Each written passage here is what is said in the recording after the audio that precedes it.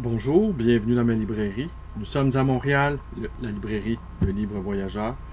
Nous sommes à Montréal le 15 septembre 2016. Mon nom est Bruno Lalonde. Alors, je m'interrogeais, on m'interrogeait. On me demandait, il y a peu de temps, chacun dans l'entourage immédiat de la librairie sait que je suis impliqué, je suis un militant au sein du parti politique, le Parti québécois. Je suis devenu membre de ce parti il y a maintenant près de 2 ans, porté par l'espoir Péladeau et par la catastrophe qu'a représentée la défaite électorale d'avril 2014. En 2 ans, en 24 mois, il s'est passé beaucoup de choses. On connaît maintenant le départ de Péladeau et, à mon sens, on n'a pas suffisamment analysé les conséquences de cette démission-là que certains avaient prévu, dont le candidat Jean-François Lisée, qui avait affirmé que Péladeau était un être imprévisible, ce que la suite de l'histoire nous a confirmé. Mais donc, on me demande souvent, c'est qui l'établissement au sein du Parti québécois?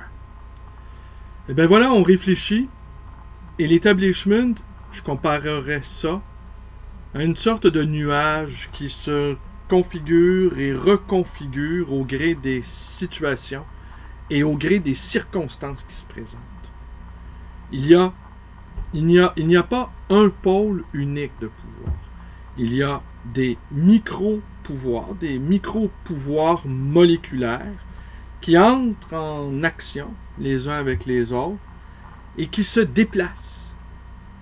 Alors, il est évident qu'en 2012, lorsque le Parti québécois a pris le pouvoir, il y avait un établissement composé de plusieurs éléments. Cet établissement-là s'est désagrégé, s'est refait à nouveau, de nouveaux éléments sont apparus, d'autres ont quitté, et une nouvelle configuration s'est mise en place. Mais ces configurations-là, elles sont toujours ballottées et elles sont toujours la proie d'atomisation, sont la proie d'éclatement. Et les lieux de pouvoir se déplaçant sans arrêt, alors on peut se retrouver soudainement, sans vraiment l'avoir cherché, comme faisant partie, soudainement, de l'établissement. Parce que notre action, notre parole a engendré une multitude de réactions qui ont fait qu'à nouveau, le pouvoir s'est exercé, mais autrement. Alors ici, on peut dire que dans le cas de l'action politique, parler, c'est faire. Alors, dans un parti politique, il y a plusieurs factions, il y a plusieurs visions. Il est évident que chacun partage la même stratégie, c'est-à-dire l'indépendance du Québec, dans le cas du Parti québécois.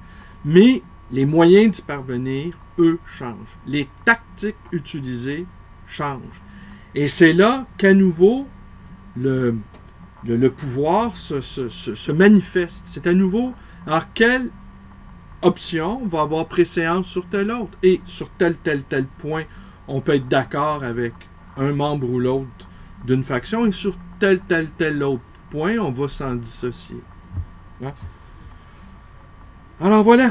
Alors, je serais bien en peine de répondre à cette question-là. Ce que j'observe, c'est que c'est une activité moléculaire, mouvante, que je compare à une formation de nuages qui est sans arrêt en mouvement, et on serait bien en peine de dire qui détient le pouvoir. Cette vision-là d'un pouvoir centralisé, d'un établissement, eh bien, conforte l'esprit humain, car il aime les explications simples, et il répugne à la complexité, et il répugne également à se projeter dans un avenir lointain. Car l'avenir lointain, pour la majorité, pour la totalité d'entre nous, l'avenir, c'est la mort. Alors, homme, être de désir, être de finitude, ballotté sans fin entre la peur de mourir et le désir de se maintenir vivant, nous avons peine à nous projeter dans un futur lointain. Nous avons peine comme individus et forcément nous avons peut-être encore davantage peine comme collectivité. Alors certains aiment imaginer une oligarchie qui dirige tout et qui impose son agenda, mais même l'oligarchie financière, qui est présentement l'oligarchie par excellence dans notre univers capitalo-consumériste, eh bien, cette oligarchie-là doit composer avec les forces de la société civile. Elle doit composer avec les politiciens, elle doit composer avec les groupes de pression, elle doit composer avec les artistes, elle doit composer avec des réfractaires, elle doit composer avec la contre-culture, elle doit composer avec l'ère du temps. Elle doit composer aussi au sein de cette fameuse oligarchie financière des gens qui sont partisans de la ligne dure, des gens qui sont partisans d'une sorte de bienveillance. Et on ne peut pas s'imaginer que tous ces gens-là travaillent en harmonie, ils sont déchirés, ils sont disséminés, et eux aussi, ils sont, même si ils s'entendent sur un même objectif, ils sont déchirés quant aux moyens d'y parvenir. Alors, ce n'est pas simple. Nous ne recherchons pas la simplicité volontaire, mais nous consentons à la complexité nécessaire. Nous sommes dans un monde de plus en plus complexe, où on le voit sur le plan politique, sur le plan de la politique internationale. Des alliances se font et se défont à la vitesse de l'éclair.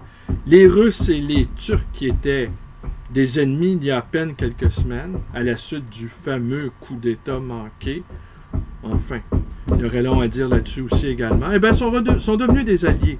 Alors, tout va très, très, très vite. On ne sait pas qui fait quoi avec qui. Et chaque peuple défend ses intérêts. Et à l'intérieur de ces peuples-là, eh bien, il y a des groupes, il y a des sous-groupes. Et dans l'intérieur de ces sous-groupes-là, alors je serais bien en peine de vous dire qui fait exactement partie de l'establishment. Mais je sais que l'establishment, chacun sent bien qu'il dispose d'une zone d'influence. Cette zone d'influence est limitée par la zone d'influence des autres. Elle est limitée également par l'exercice du pouvoir de ceux qui l'ont. En face de nous, nous avons les libéraux depuis déjà un bon moment. Si nous ne trouvons pas un moyen d'agglomérer ces zones de pouvoir-là, eh bien, ils seront là encore longtemps. On est obligé de réfléchir à comment les battre. Est-ce qu'on va les laisser gouverner? Et puis, je vais conclure là-dessus. Ça m'a frappé ce matin en réfléchissant.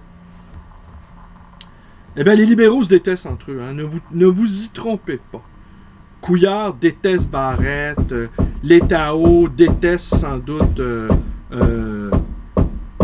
celui qui a quitté là, de Rona, là, celui qui a permis la vente de Rona, le nom m'échappe, là, mais bon, vous savez qui je veux dire. Ils ne s'aiment pas entre eux. Ce sont des égos monstrueux, vous avez pu le noter. Mais ça, de toute façon, concernant la question de l'ego, c'est toujours l'ego des autres qui nous fait chier. Hein? Alors moi, quelqu'un qui va me dire « Ouais, il y a un gros ego », pour moi, c'est pas un argument. C'est pas un argument. Qui n'a pas d'ego est foutu. Qui en a trop, ben, il verra la vie se charger de lui rappeler sa juste place. Alors, et c'est pas à vous ni à moi d'être un redresseur d'ego des autres. Alors, ils se détestent entre eux, les libéraux, c'est clair. La course à la chefferie libérale qui a permis à Couillard de prendre le pouvoir a été féroce, extrêmement féroce. Et ça a joué très, très, très dur. Il y a des factions au sein du Parti libéral qui supportent assez mal le travail de Couillard et de son Boys Club. Parce que Couillard, contrairement à Charest, ne se donne même pas la peine d'être égalitariste entre hommes et femmes. Il ne se donne pas la peine de ça. Pour lui, ça prouve qu'il n'est pas misogyne, il n'est pas égalitariste. Alors, ils se détestent entre eux, mais ils ont un ennemi commun qui les fédère. Nous, les péquistes. Et ils peuvent se chamailler, ils peuvent s'entretuer, peuvent faire n'importe quoi, mais il suffit qu'on prononce qu'on dise Parti québécois, Et les voilà tout à fait réconciliés entre eux. Ça, vous entendez le bruit? C'est des rénovations qui ont lieu à l'extérieur de ma boutique. Ouais, je ne dirai rien là-dessus. Bon, écoutez. Alors, on aura remarqué, vraiment la conclusion cette fois-ci, on aura remarqué, en tout cas moi j'ai remarqué, ça m'a frappé ce matin, comment l'exercice du pouvoir chez les libéraux fédéraux, provinciaux, contrairement aux fédéraux qui eux jouissent vraiment, on l'a vu avec M. Selfie en personne, il jouit sans fin de lui-même et de sa bonne fortune. Eh bien, les libéraux provinciaux exercent le pouvoir et ils ne sont pas heureux de l'exercer. Ça semble être un poids qu'ils ont sur leurs épaules. On se rappelle Bourassa, on se rappelle Charest qui semblait être en dépression permanente avec des accès de joie soudaine. J'avais l'impression parfois que Jean Charest était atteint d'une maladie bipolaire. C'était un bon conteur de blagues, il avait beaucoup d'humour, mais le reste du temps, on avait l'impression qu'il traversait l'exercice du pouvoir avec un nuage gris en permanence au-dessus de sa tête. On regarde Ali Couillard, on se demande qu'est-ce qui le rend heureux. Pas l'air bien du tout. Je sais bien qu'il y a des poissons qui bondissent hors des rivières pour l'attaquer. C'est les petits poissons qui attaquent les gros, c'est sûr que c'est un peu dérangeant. Mais il semble vraiment pas heureux. On le regarde aller. En fait, on se demande qu'est-ce qu'il fait là? Qu'est-ce qui l'anime? Qu'est-ce qui le motive? Il n'y a pas de... Il est là juste pour être là. Ils sont juste là pour empêcher que les indépendantistes, même confus, même mélangés, même divisés entre eux, normalement divisés, eh bien, prennent le pouvoir. Alors, j'espère que la prochaine course, le résultat de la course qui va être connu dans quelques semaines ne sera pas fatal au Parti québécois. Ce qui me rassure, quant à moi, j'ai donné mon appui non équivoque à Jean-François Lisée. Parce que Lisée, je sais qu'il va rester. Peu importe le résultat, il va rester au sein de la députation péquiste. Et pour moi, c'est un gage d'authenticité, c'est un gage d'honnêteté. Et on ne menace pas de quitter un parti quand l'une ou l'autre des factions, quand l'un ou l'autre des membres mouvants de l'établissement réussit momentanément à imposer sa direction. Ça se reconfigure à nouveau. Et quand on a des idées, et quand on a des convictions, et quand on a une stratégie, eh bien, on met tout en œuvre pour la réaliser. Si on n'y parvient pas, on se rallie ou on trouve d'autres méthodes. Je vous remercie d'être avec moi. Elle est beaucoup plus longue que j'avais prévu. Je me suis laissé emporter par mon dépit. Je me suis laissé emporter par mon débit. Je vous souhaite de passer une belle journée. Je vous invite à vous abonner à ma chaîne. Je vous invite également à me rendre visite dans ma librairie d'occasion et d'anciens. Le livre voyageur dans le quartier Côte-des-Neiges à Montréal. Mon numéro de téléphone, 514-736-0999. Merci à tous et bonne journée.